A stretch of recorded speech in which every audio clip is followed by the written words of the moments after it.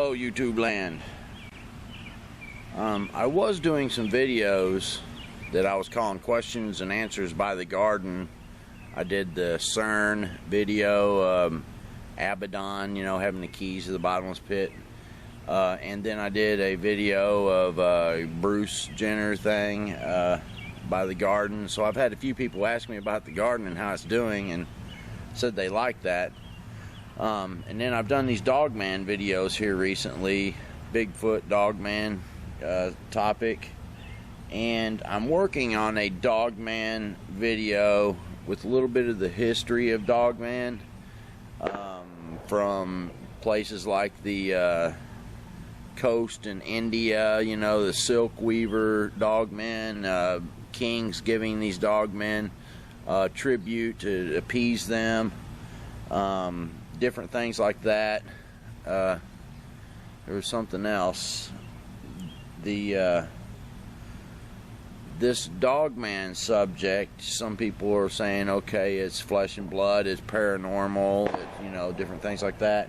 And in one of the videos, I explained how something can be a supernatural being and still be flesh and bone, or flesh and blood, perhaps even, but it has flesh. And so the 12-foot tall Dogman video, where the fisherman gets terrorized, check that video out for a little bit about that topic on the supernatural creatures being flesh.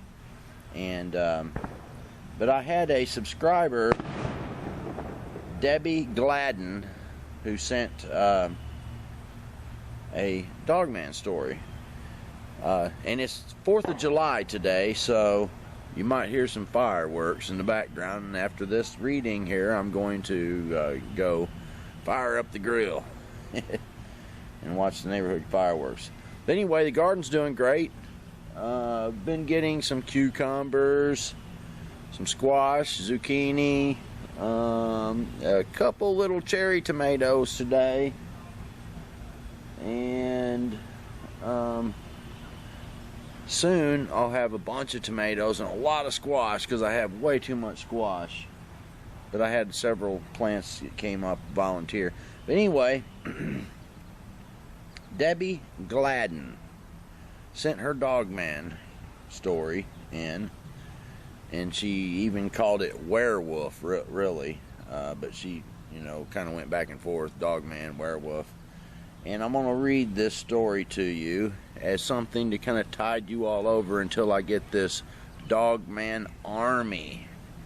A coming army of Bigfoot, Dogman, locust beings, and all those kind of creatures that will be coming to this earth, to a city near you. And I'll show you how that's true in the scriptures anyway. If you don't believe the Bible, then you might not believe it's true, but it's a very interesting topic anyway.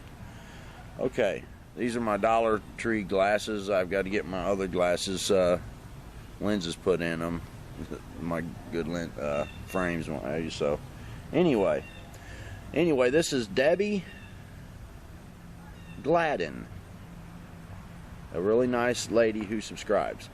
Hi Brenton, you asked me to send you my story, so here it is. I was living near Santa Cruz, California, and this was approximately 10 years ago. I was living in a house where another man, a friend of my daughter, would come stay from time to time. He was a very strange person and expressed a hatred for the Bible and Jesus.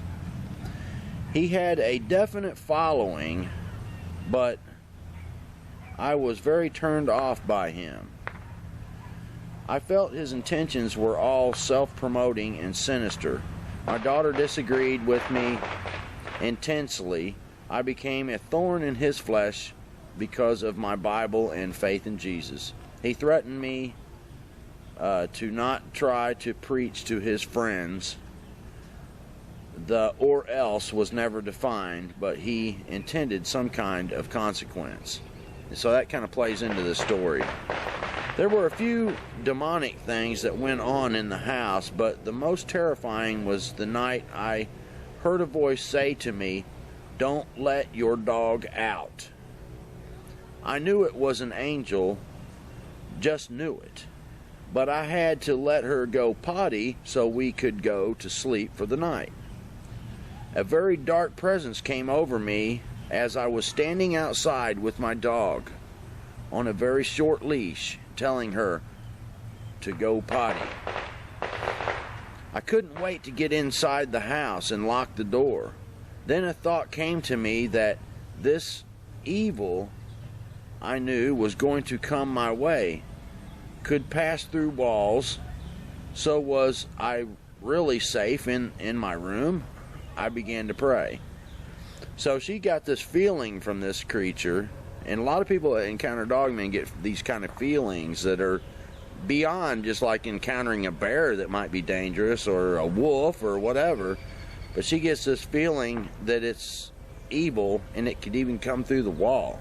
That's interesting. When has anybody went to the zoo and got a feeling that a dangerous creature, or even out in the woods, encounter a bear or something? So that kind of speaks to the supernatural or paranormal side of this. It was around 2 a.m. and I was lying in bed praying. I heard someone walking across the house upstairs. I heard the footsteps walk faster and faster and louder until it almost seemed like he was running. It completely distracted me, and when it came to a sudden halt, there was silence for a few seconds. Now, in one of the videos I had, this Dogman creature got on the roof and would scratch on the brick outside and stuff like that. So this is kind of even a common situation too. This is upstairs in our house. So it basically goes across the upstairs and then comes to a halt, and there was silence for a few seconds, she says. Then I heard it. It sounded like a wolf, but was very loud. I heard it killing something while it was howling. It sounded like a deer or a dog screaming. I knew it was not eating it because it was howling the whole time. I panicked. Then it stopped after what seemed like forever. It actually could have been 15 minutes. I don't know. I remembered our cat we called Orange Kitty. She was outside and I feared for her life.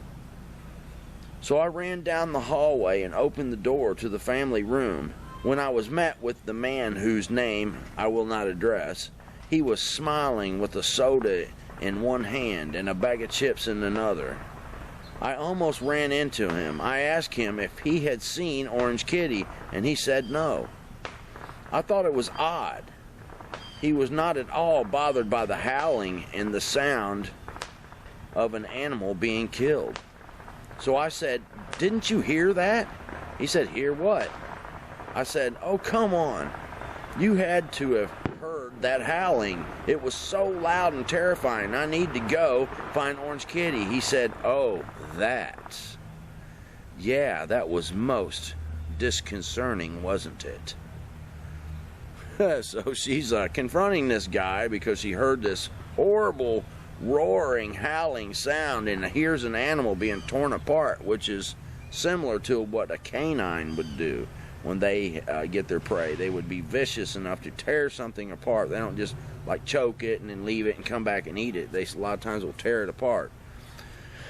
Anyway, I opened the front door to find Orange Kitty running down the driveway, totally freaked out. I called to her and she froze and didn't seem to know what to do.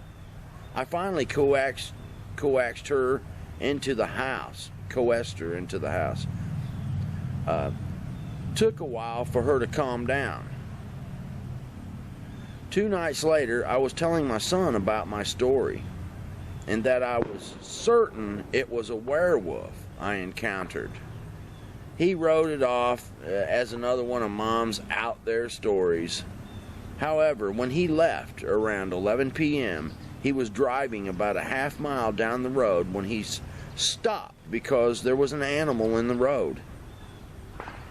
He had his high beams on and thought it might have been a dog that got hit by a car. But the animal stood up on 2 legs, and he said it had a joint that bent the leg backwards like a dog, so it had hocks, basically. It had human hands and feet and was hairy all over.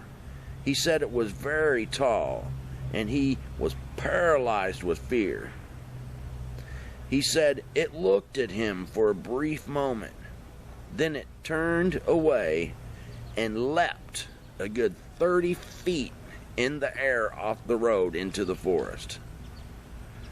At that point, he said, he blew through a stop sign and 2 lights to get to the on pass to the freeway, and as far from there as he could. He called me to tell me what he had saw, and that he now believed me that something was out there that was so much like what we know to be werewolves that he didn't question it anymore, but would rather not think about it either. And she goes on to say that she believed that it was a demon, or that this guy had conjured this up, this weird, strange, Jesus-hating guy that was coming to her house, you know, from her daughter, and she believed that he conjured it up or something like that. So she kind of leans to the supernatural element of it. And anyway, I thought it was a really interesting story because, first off, this howling, most of the people that encounter these things know that they are very strong. To be able to leap 30 feet off of the road, that's a very common statement too, that it just like bends down and boom, it can jump like 30 feet up onto a cliff or something like that. And this roar that they have seems to have some kind of infrasound where they can strike terror and make things freeze and things like that. And she was talking about her cat running up and then it froze and it didn't know what to do. A lot of times, even a sound that you can't hear, animals can make an infrasound, like in the Kirk Stokes story on the 12-foot tall Dogman that he encountered. It had an infrasound that he heard it, but sometimes infrasound isn't even heard. That something will throw that sound out there and it won't even be picked up by your ears, but it'll vibrate you or freeze you, much like sleep paralysis. So anyway, I thought that was an interesting story from Debbie. And thank you, Debbie, for sending that story in. If anybody out there has any Dogman stories and things like that, I'm going to be collecting these stories and making videos. And some of the videos I'll make into full productions. But I thought I would give you this story to tide you over until this next army of Dogman video and Bigfoot and other creatures, supernatural creatures things comes out. I'm working on that, so give me a little time. And anyway, I'm having fun making these videos, and this channel is growing and starting to do pretty good. I'm about to hit the 2 million view mark, you know, coming up on 8,500 subscribers. It might already be 8,500. But it's growing fast, and it's starting to do pretty good. And if anybody out there wants to contribute to help me get, because I want to upgrade things and take this thing to another level, if you want to contribute and help me with this channel, you go to Facebook Mysteries to search, and you can find a donate button there, and you can help me run this channel. And I want to get some Sony Vegas and some Adobe Premiere and things like that, and I mean several different things I would like to get and kind of get that quality up to the next level. And but if not, just make sure you watch and you share these videos, because that helps too, and like the videos and all those kind of things that you can do that helps tremendously. So anyway, hope you like the story. God bless, and I'll see you on the next video. Goodbye.